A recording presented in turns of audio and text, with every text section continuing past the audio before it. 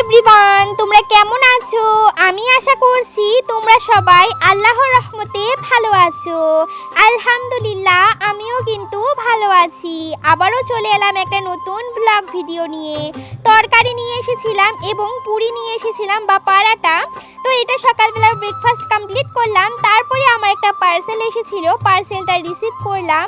আর বাইরে যা রোদ্রু উঠেছে কি আর বলবো। আর আমার মা এদিকে কিন্তু অনেকগুলো সবজি দিয়ে এখানে একটা লাবড়া টাইপের করছিল। দুটো ডিম সিদ্ধ করে নিয়েছি, এগুলো ডিমের কষা করা হবে। তার সঙ্গে দেখুন কাঁচকলা সিদ্ধ করে নিয়েছি, আমি তো একদমই পছন্দ করি না।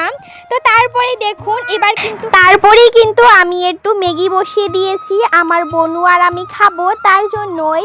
তো ম্যাগিটা হচ্ছিল, তার সঙ্গে ডিম পোস্ট করে নিয়েছি। রাত্রেবেলা আজকে চিকেন কষা করছিল, আমার মা আমাকে টেস্ট করতে দিয়েছি, আমার বনুকেও কিন্তু এখানে দিয়েছি, ও কিন্তু এখনও খায়নি।